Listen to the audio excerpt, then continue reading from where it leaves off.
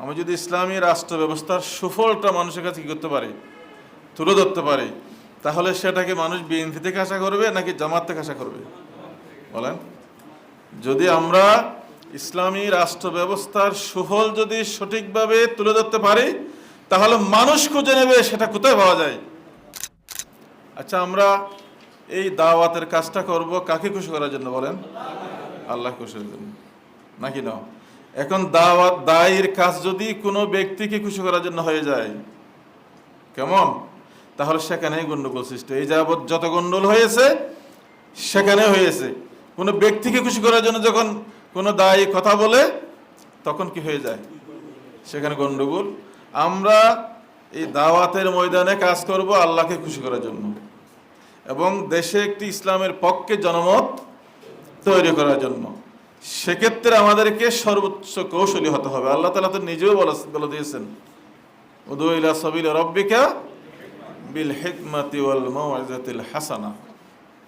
এখানে হিকমার কথা বলেছেন, মওয়াইজা হাসানার কথা বলেছেন। তো সেটা আমাদেরকে মনে রাখতে হবে। এই যে আমি আপনাদেরকে একটা আয়াত বললাম না, যে ইসলামী রাষ্ট্র ব্যবস্থা কায়েম করা, আমাকে জামাত ইসলামীকে ভোট দেওয়ার জন্য বলতে হবে না তো। আমি যদি ইসলামী রাষ্ট্র ব্যবস্থার সুফলটা মানুষের কাছে কি করতে পারি, তুলে ধরতে পারি, তাহলে সেটাকে মানুষ বিএনপি থেকে আশা করবে নাকি জামাত থেকে আশা করবে? বলেন।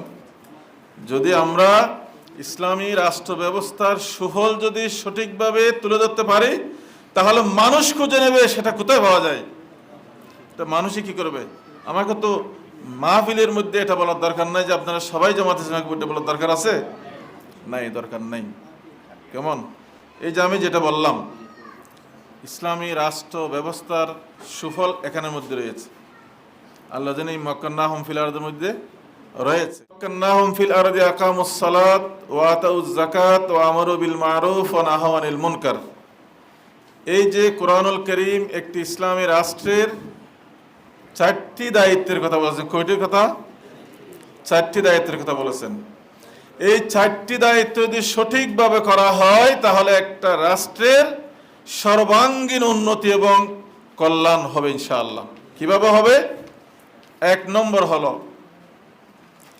আকামুস সালাত। যদি নামাজ কায়েমের ব্যবস্থা করা যায়, নামাজ কায়েমের ব্যবস্থা যদি করা যায়, মানুষের নৈতিক পুনর্গঠনের জন্য, একজন মানুষকে সুনাগরিকে তৈরি করার জন্য নামাজের ভূমিকা আছে কি নাই? আছে। আল্লাহ তাআলা কোরআন শরীফে বলেছেন না, ইন্নাস সালাতা তানহা আনিল ফাহশাই ওয়াল মুনকার। নিঃসন্দেহে আল্লাহ তাআলা